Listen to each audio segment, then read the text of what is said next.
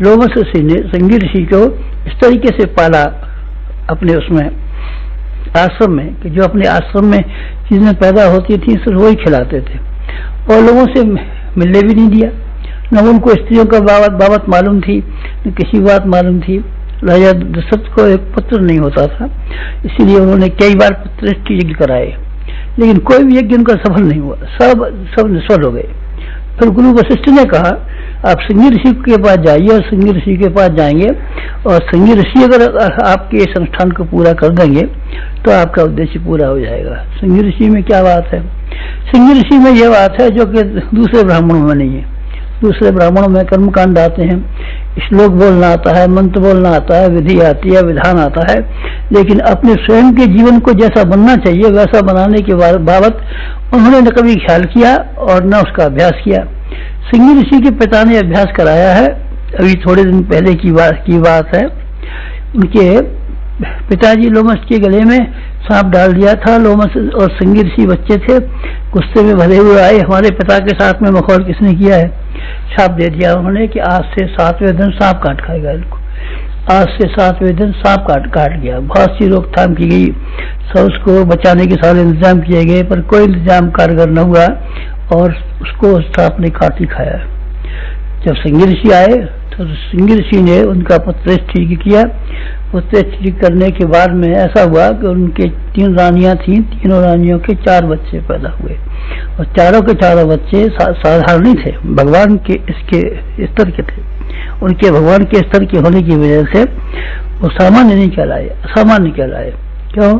उनकी वाणी में था बल। कर्मकांडों में फर्क था। संगी ऋषि को कर्मकांड आते थे और बाकी और जो पंडित पहले आ चुके थे जिन्होंने पत्र कराए थे कर्मकांड नहीं आते थे। नहीं है, ये बात नहीं है, कर्मकांड सबको आते थे, कर्मकांड सबके एक से है, लेकिन व्यक्ति विशेष के प्रयोग करने वाली मुख्य बात है। व्यक्ति विशेष को मुख्य प्रयोग करने वाली बात ना है तब फिर बड़ी मुश्किल हो। यही ऋषि परंपरा है। यही शारीरिक श्रम, बुद्धि, समय, धन, भावनाएं, व्यक्तित्व, ये सारी चीजें ऐसी हैं जो एक एक करके ठीक करनी चाहिए। हमारे जीवन में यही करना पड़ा और यही करने का परिणाम होने का ये परिणाम है। जो कुछ भी हमने पाया उसमें से हर चीज को सही पाया। कोई चीज ऐसी नहीं पाई कि जिसके के बारे में हम ये कह सकें कि हमको इसमें संदेह रह गया है। अध्यात्म विज्ञान नहीं है, अध्यात्म विज्ञान है। अध्यात्म विज्ञान है। उस विज्ञान को और ज्यादा तेज करने के लिए हम आप लोगों से विदा होते हैं। विदा होने का मतलब ये है कि हमारी और आपकी बातचीत का सिलसिला जैसे कि इतने लंबे समय से चलता रहा है, आगे से अब चलना मुमकिन नहीं है। आगे से हम कहाँ रहेंगे? हम कहाँ रहेगा आदमी? जाएगा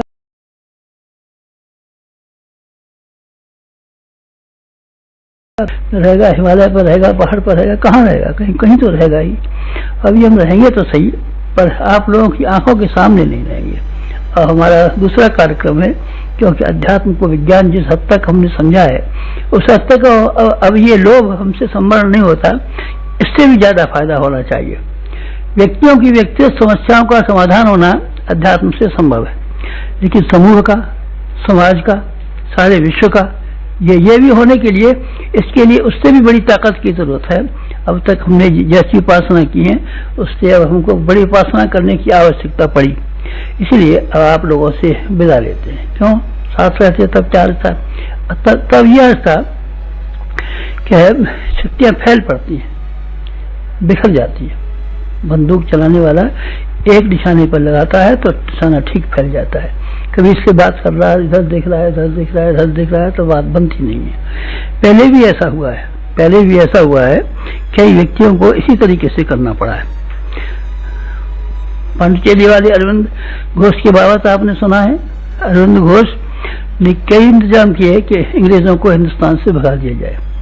उन्होंने बड़ौदा के दीवान के यहाँ रह करके काम किया और सब राजाओं से मेल मुलाकात जोड़ करके ये कोशिश की अंग्रेजों के विरुद्ध बगावत शुरू की जाए, लेकिन उसमें सफलता नहीं मिली।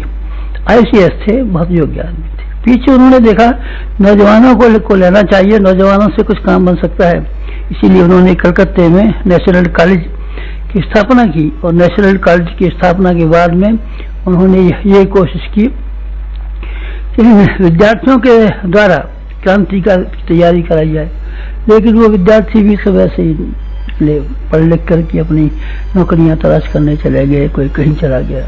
फिर उन्होंने बम पार्टी बनाई। बम पार्टी से कई आदमियों में बम मारे गए, लेकिन उससे भी कुछ बना नहीं। 2-5 आदमी मरने से इतनी बड़ी हुकूमत को कैसे भगाया जा सकता है। आखिर में जो उनकी समझ में आया, जो उनको समझाया गया, वो ये था कि रूहानी शक्ति को इकट्ठा करना चाहिए। रूहानी शक्ति इस दुनिया में सबसे बड़ी शक्ति है, इससे बड़ी कोई शक्ति नहीं है। वो पांडुचेरी में चले गए, वहाँ अंग्रेजों की हुकूमत नहीं थी। वहाँ जाकर के उन्होंने तप करना शुरू कर दिया। तप करने से इतनी गर्मी पैदा की, सारे के सारे वातावरण को उन्होंने साइक्लोनों से भर दिया।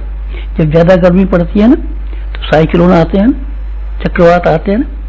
चक्रवात जब आते हैं तो छप्परों को उखाड़ के, पेड़ों को उखाड़ करके फेंक देते हैं। इसी तरह के पांडुचेरी वाले अरविंद घोष के तप करने की वजह से ऐसे साइक्लोन आए जिन्होंने छप्पर उखाड़ के फेंक दिया और पेड़ों को जड़ों से उखाड़ के फेंक दिया। क्या नाम थे इन साइक्लोनों का? इन साइक्लोनों में से एक का नाम था गांधी, एक का नाम था मालवीय, एक का नाम था जवाहरलाल नेहरू, एक का नाम था सरदार पटेल, एक का नाम था मालवीय, एक का नाम था सुभाष चंद्र बोस, लाजपत राय वगैरह वगैरह। बहुत से थे। जब ये उठे तब उन्होंने क्या कर दिया, अंग्रेजों को बिस्तर बोरी बांधने पड़े। ये ऐसे जबरदस्त थे, लाकू नहीं थे, ये महापुरुष थे, महामानव थे। इनके व्यक्तित्व, इनकी हस्तियां ऐसी जबरदस्त थी, वैसी तारीख में बहुत दिनों से पैदा नहीं हुई है। ये कैसे हुई? ये अरविंद घोष का तप, और किसका? महर्षि रमन का तप। महर्षि रमन ने भी उन्हीं दिनों ऐसा तप किया था कि जिस तप की वजह से सारे वातावरण में गर्मी पैदा हो गई थी, और गर्मी पैदा होने से बड़े बड़े काम हिंदुस्तान की आज़ादी के लिए उससे बड़े बड़े काम संपन्न हो गए। और किसका नाम गिनाऊंगा आपको मैं और दूसरे नाम गिनाता हूँ। महर्षि रमन और अरविंद घोष के अलावा और संसार से बाहर हुए हैं। बाहर कौन हुए हैं? आइंस्टीन।